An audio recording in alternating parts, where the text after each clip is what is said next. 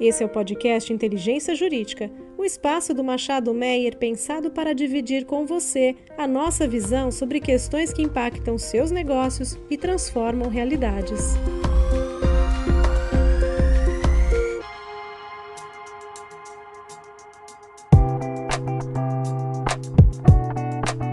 Bem-vindo a todos, é um prazer estar aqui mediando mais um episódio do nosso podcast Inteligência Jurídica, do escritório Machado Meyer. Eu sou Thaís Cordeiro, sou sócia aqui do Contencioso Cível, especialista em relações de consumo. Hoje a gente vai tratar de um tema bastante importante e atual, que é as recentes decisões do Superior Tribunal de Justiça e dos Tribunais de Justiça estaduais relacionados a planos de saúde. E para isso a gente vai contar aqui com a presença do Dr. Renato Casarotti. O Dr. Renato, ele é presidente da Associação Brasileira de Planos de Saúde, da Abrange. Dr. Renato, um prazer tê-lo aqui conosco hoje. Prazer é todo meu, Thaís. Obrigado pela oportunidade. Um prazer estar aqui contigo e com o César, que você vai apresentar agora. Exatamente. A gente está aqui também com o César Roinick. Ele é associado sênior aqui do Machado Meyer. Como vai, César? Tudo bem? Prazer, pessoal. Um prazer estar contigo aqui, Thaís, e com você também, Renato.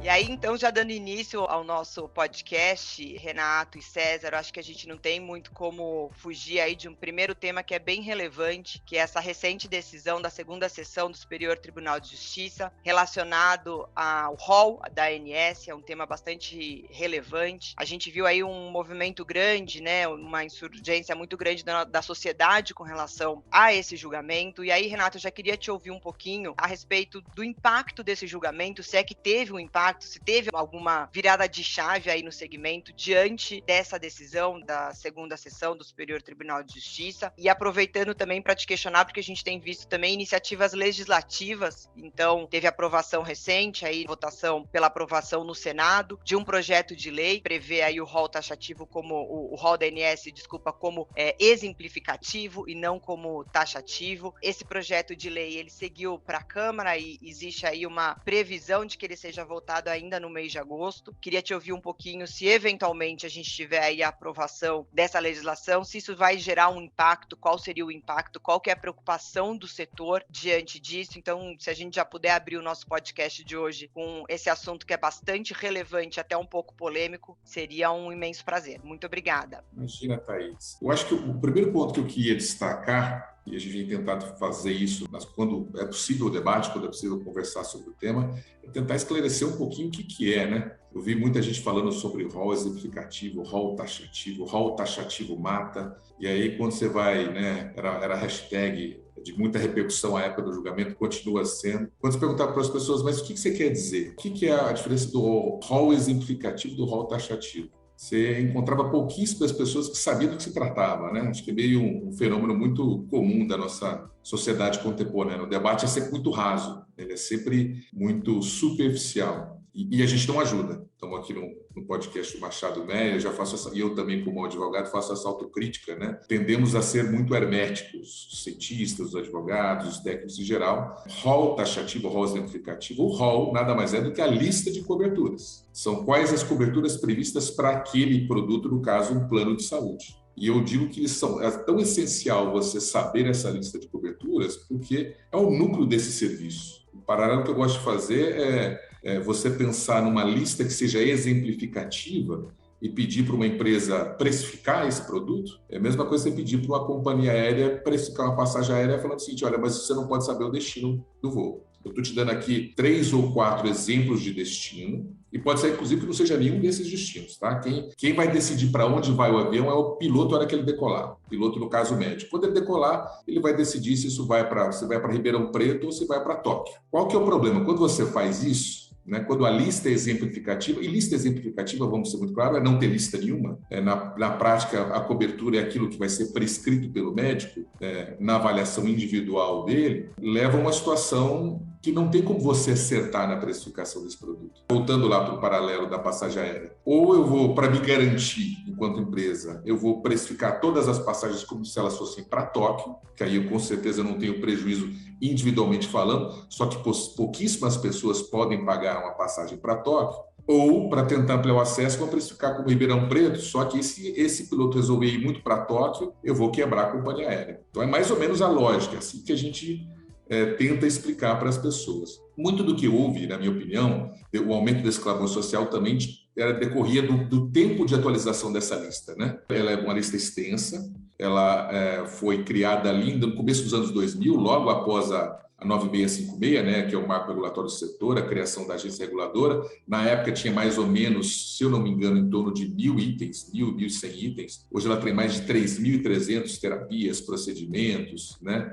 medicamentos cobertos. Mas essa atualização sempre foi ela era periódica, mas com intervalos muito grandes, né? As últimas atualizações aconteceram de 2 em 2 anos, a última, grande, levou um intervalo de 3 anos por causa da pandemia. Só que isso foi mudado recentemente, também por pressão social, mas por iniciativa da agência, e hoje a atualização é contínua, né? Só nesse ano houve 8 atualizações diferentes, mais de 25 terapias integradas, mais de metade delas de quimioterápicos orais. Então, a intensidade dessa atualização hoje e a frequência é muito maior do que foi no passado. Então, para nós, por isso a importância de uma lista de coberturas. Sem a lista de coberturas, a chance de você se afeta a própria existência do plano de saúde. E por isso que o julgado do STJ para nós foi importante, né? Ajudou a pacificar o entendimento. Ele traz exceções, são exceções relevantes, né?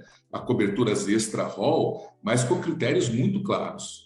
Critérios de não haver alternativa terapêutica no rol, aquela terapia ou aquele procedimento não ter sido recusado à incorporação pela ANS ou pela Conitec, que é o órgão que faz a avaliação para o Sistema Único de Saúde, haver o registro dessa mesma terapia, esse medicamento, em uma agência internacional. Então, são critérios que acho que abrem canais para exceções possíveis, que muitas vezes estão ligadas a uma demora na avaliação pela agência reguladora. Compreensível. Então, para nós, a pacificação foi importante nesse sentido. A uniformização da jurisprudência do tribunal foi importante. Impacto na ponta, Thaís, ainda muito limitado, né? É uma alteração de poucos meses. A gente estava conversando aqui em off, né? Atualização de jurisprudência é sempre um processo dinâmico, né? Não tem virada de chave no Brasil. Então, quando você firma esse entendimento no STJ, a tendência das instâncias inferiores é aos poucos irem mudando. Então, a gente ainda vê muito julgamento que não considera esse precedente, mas a nossa impressão é que a tendência, ao longo do tempo, isso vai melhorar. Eu sempre digo que é muito mais importante, do ponto de vista coletivo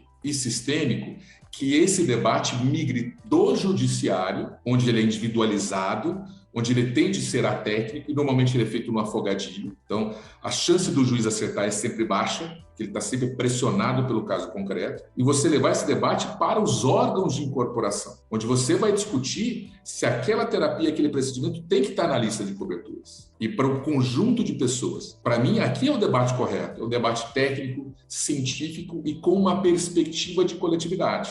A individualização desse procedimento tende a gerar injustiças, né? Você vai acabar concedendo esse tratamento para quem consegue, para quem grita mais alto, né? Quem consegue ter acesso ao judiciário, e não conceder para pessoas que não têm esse acesso. Então, para nós, essa lógica estabelecida pelo STJ é muito relevante e eu tenho essa expectativa. Qual que é o nosso medo? E aí você ressaltou bem, o receio. Como acontece em vários casos, né, saúde suplementar infelizmente, não é exceção, é a regra.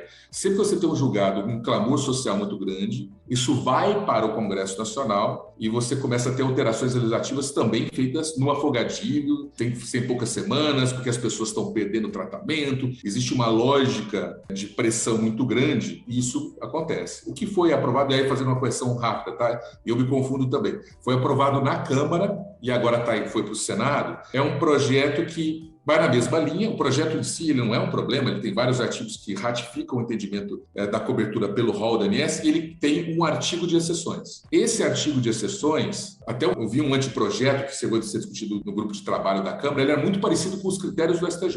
Só que aí fizeram 3 alterações que mudaram completamente o cenário. A primeira alteração foi o seguinte: eles eliminaram o critério de não ter sido previamente rejeitado pela Conitec ou pela ANS. Problemático. Se ele for rejeitado, houve uma razão para ele ser rejeitado. Então, ele deixou de ser um critério. E aí você tinha 2 critérios complementares e que eram cumulativos no anteprojeto. Quais eram esses critérios? Comprovação de eficácia por evidência científica, critério, na minha opinião, fraco, por ser genérico e por ser extremamente subjetivo, principalmente o que é evidência científica. E o segundo critério, que é um bom critério, era já ter sido incorporado ou no SUS ou por alguma agência internacional que faça avaliação de tecnologia em saúde de renome. E eram critérios cumulativos. Onde está a pegadinha, Thaís? Pouco antes da aprovação, eles trocaram a preposição, e nós, a gente sabe que preposição faz uma diferença. Aí o que era e virou ou. E aí o problema está muito grande, porque ao virar ou, os requisitos não são cumulativos. Aquele requisito de ser incorporado em pelo menos uma agência de renome internacional foi descartado, deixou de ser necessário. Então hoje a gente tem uma situação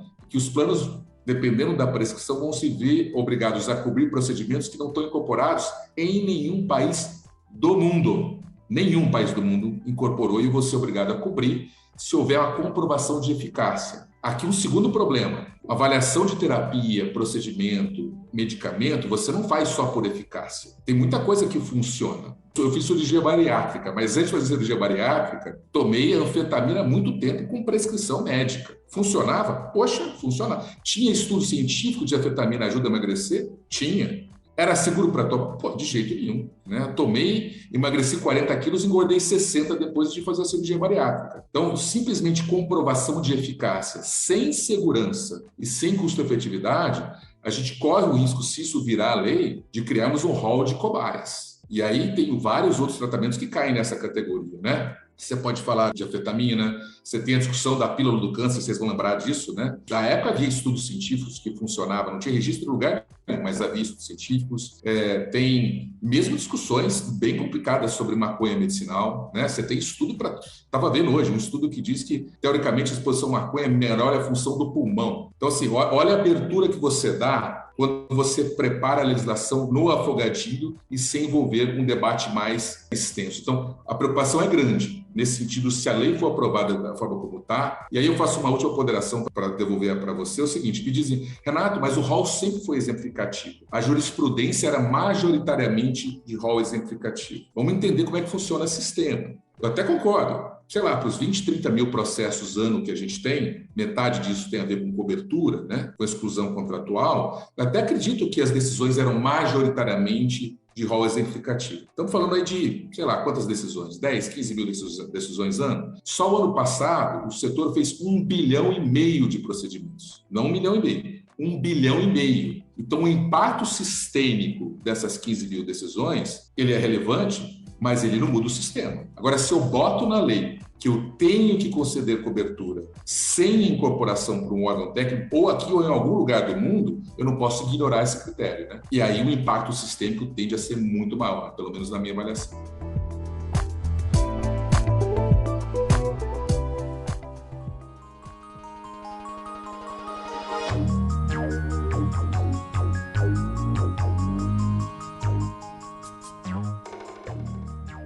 Renato, muito legal essas ponderações, assim, seria até uma pergunta que a gente ia fazer exatamente nesse contexto de entender qual era o racional, né? Porque, de fato, a gente faz as nossas pesquisas de jurisprudência aqui e a gente encontrava bastante jurisprudência exatamente no sentido de ser um rol exemplificativo, né? E que agora tem uma posição mais marcante do STJ, que é um rol taxativo. Mas é interessante notar, ainda assim, que essas brechas, né, esses requisitos que o STJ colocou, são bastante voláteis, né? E a interpretação do judiciário pode tender tanto de um lado quanto para o outro, né? Inclusive, no julgamento em si, autorizou-se a realização de um procedimento que é bastante controverso, né? De estimulação magnética transcraniana, justamente que era o caso do julgamento em causa, né? E que é bastante controvertido no mundo da medicina. Mas, de toda forma, Renato, eu queria perguntar para você como que os planos de saúde eles estão trabalhando, na verdade, a publicidade e a marca deles, né? Então, por exemplo, a gente vê que você mesmo citou, né, essa hashtag que repercutiu bastante, né, o rol taxativo mata. Parece, sim, que no contexto geral, inclusive do mundo das redes sociais, os planos de saúde são os inimigos dos consumidores, né? E aí, como que os planos de saúde estão trabalhando essa divulgação, essa imagem? Como que a gente consegue, os planos de saúde conseguem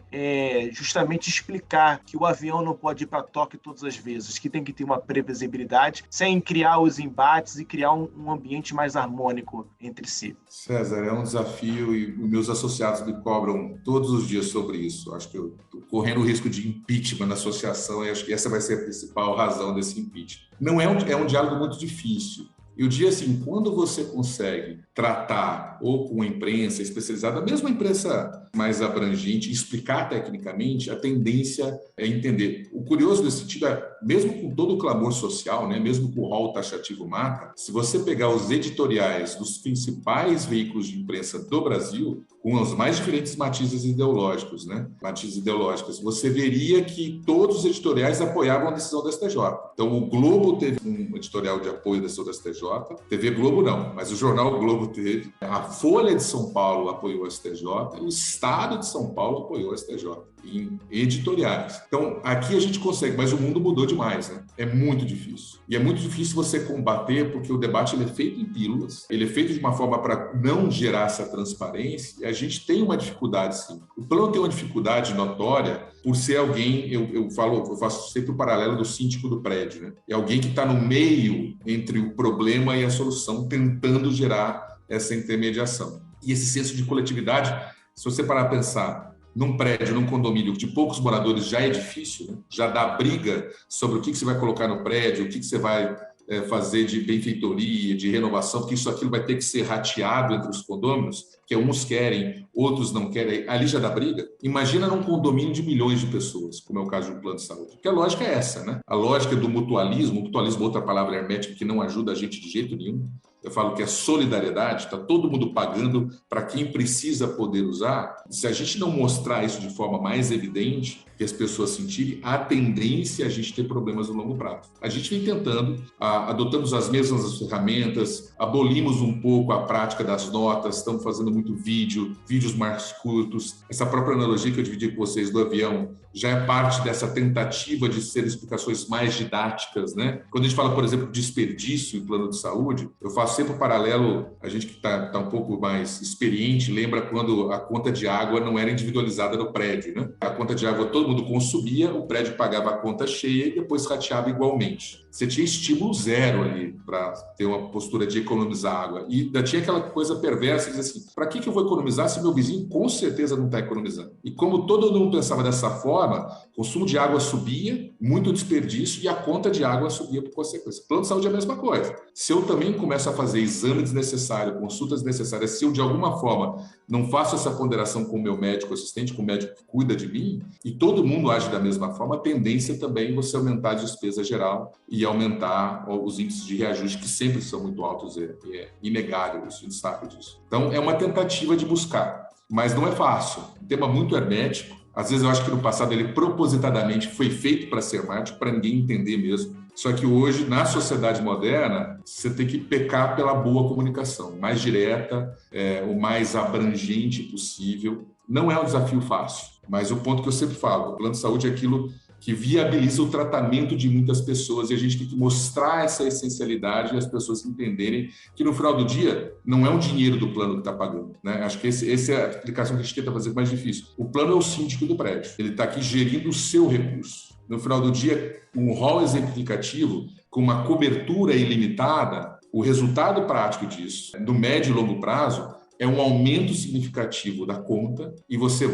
aí as pessoas vão perder o acesso, não porque a cobertura não foi incluída, mas porque elas não conseguem pagar o plano de saúde. Esse ponto, né, Renata, é extremamente relevante, né? Eu sempre falo que é difícil para quem está na ponta, para aquele consumidor entender, né, que essa conta alguém vai ter que pagar. E se a gente começa realmente a abrir muito e a começar a gerar uma imprevisibilidade do contrato muito grande, isso vai refletir automaticamente na conta, né, no equilíbrio econômico-financeiro aqui do contrato, e quem vai ter que acabar pagando essa conta e ser prejudicado vai ser o consumidor. E aí, Renato, infelizmente a gente já vai encaminhando aqui para o final, mas eu queria até, antes de passar a palavra para suas ponderações finais, né, mencionar que a gente vê nos próprios tribunais, né, esse conflito que o César bem colocou, né, de um lado a gente tem aí um contrato de prestação de serviço de saúde que é de extrema relevância, dignidade da pessoa humana, e nos próprios julgados a gente vê que muitas vezes os ministros colocam em choque, né, esses princípios e a dificuldade que tem de tomar uma decisão. Eu falo isso, por exemplo, porque recentemente a gente viu aí o STJ,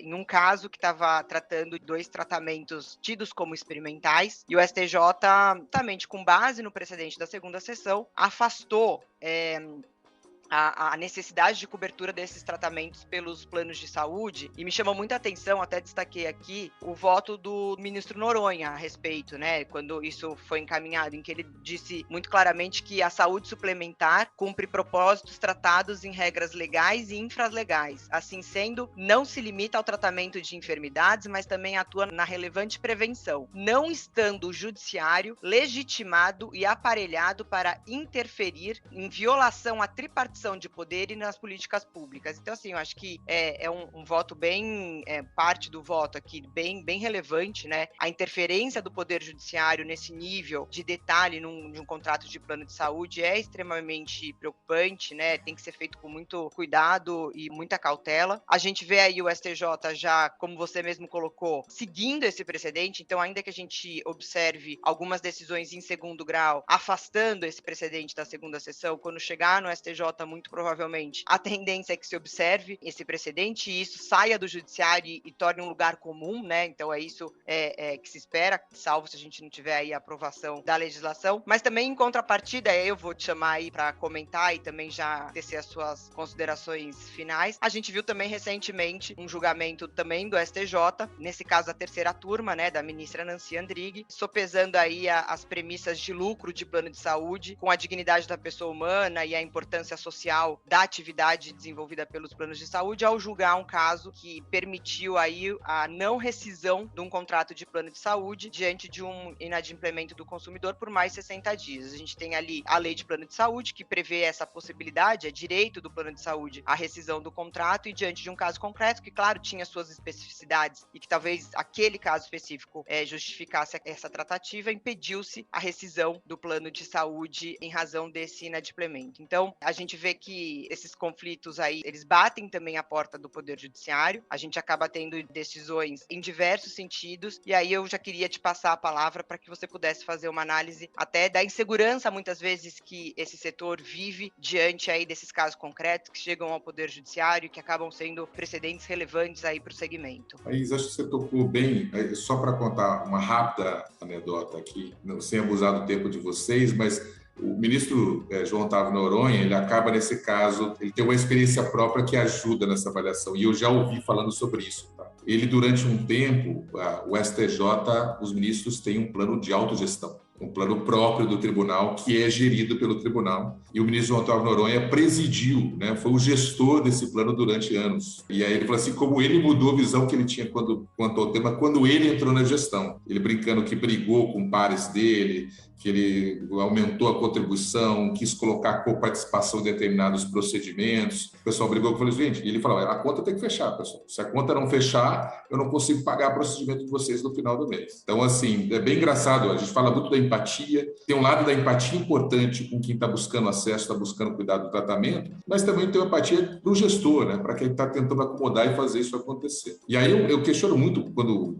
aborda-se essa lógica do lucro dos planos, lembrando que os mesmos dilemas que nós temos, os planos lucrativos, operadoras de plano de saúde, as autogestoras, que não têm finalidade lucrativa, cuja única finalidade é atender os seus membros, os dilemas são os mesmos. Você pode ter certeza que você vai falar com o gestor de autogestão, uma Cassi da vida, na OGEAP, né, que atende muitos servidores públicos, eles têm os mesmos dilemas e eles não têm lucro com isso, né? Não é a finalidade deles. Mas eu acho que busca muito por entender os casos individuais, e tem especificidade, e cabe tanto ao judiciário quanto aos planos do seu cuidado diário para os beneficiários também fazer e aplicar a flexibilidade sempre que ela é necessária. E eu termino dizendo o seguinte, o que você colocou é muito importante, Thaís. Está meio clichê falar de segurança jurídica, né? Ficou meio batido, parece que todo mundo parece desculpa, né? Desculpinha, mas não é. Segurança jurídica ou estabilidade nas regras é fundamental em qualquer setor econômico, e num setor como o setor de saúde suplementar, que tem uma lógica atuarial, e a mesma coisa no setor de previdência,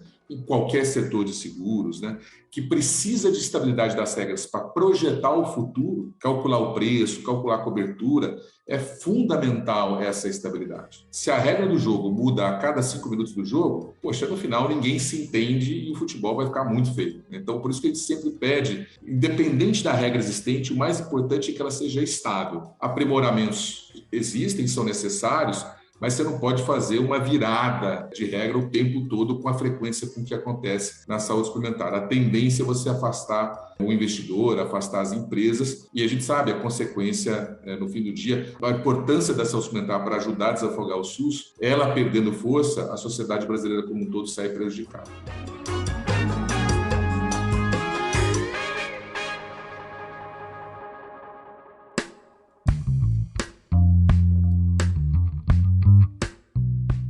Obrigado mais uma vez pela oportunidade, estou sempre à disposição para um bate-papo como esse com você e também aproveito para agradecer a conversa com o César também. Muito obrigado, tá, pessoal. Renato, foi um prazer te escutar. Pena que estamos chegando aqui no nosso final. Parece que a gente poderia ficar alguns outros minutos aqui, né, Thaís? Com certeza, eu acho que a gente tocou em alguns temas aí bem relevantes. A gente está atento aí também para essa votação do projeto de lei, é o 233 de 2022 pelo Senado. Vamos ver como é que isso vai se comportar. Tem temas muito sensíveis, acho que a gente poderia aprofundar aqui essa conversa ainda por muito tempo. Eu acho que essa questão que você trouxe, Renato, que a gente nem teve tempo também de aprofundar, dessa previsão da legislação de comprovação científica da eficácia, sendo como, da forma como está disposto, sendo talvez o único critério exigido, né? A partir do momento que passa a ser alternativa, é muito delicado, é muito complicado. O que vem a ser essa comprovação, talvez isso tenha um aumento de judicialização também, porque quem é que vai fazer essa análise? A quem compete fazer essa análise, né? E será que a gente tem técnicos preparados no judiciário para fazer esse tipo de análise também? Então, enfim, eu acho que a gente trouxe aqui pílulas de discussão, acho que a gente poderia ir ainda longe nesse debate. Quem sabe a gente agenda uma segunda conversa, seria um prazer muito grande, mas por hora a gente fica por aqui. Em nome do escritório, em nome aqui de toda a nossa equipe do Inteligência Jurídica, Renata, a gente queria agradecer a sua participação. A gente fica muito honrado aí de você ter conseguido um espaço na sua agenda para conversar com a gente, e conte com a gente aí sempre nesse diálogo, porque no fim do dia o que faz as coisas acontecerem é o diálogo constante, sempre em prol das relações de consumo, proteção do consumidor, é isso tudo que no fim do dia a gente busca. Então, muito obrigada, agradeço a audiência que ficou com a gente até aqui, esperando poder contar também com a audiência de vocês num próximo episódio. Muito obrigada, gente.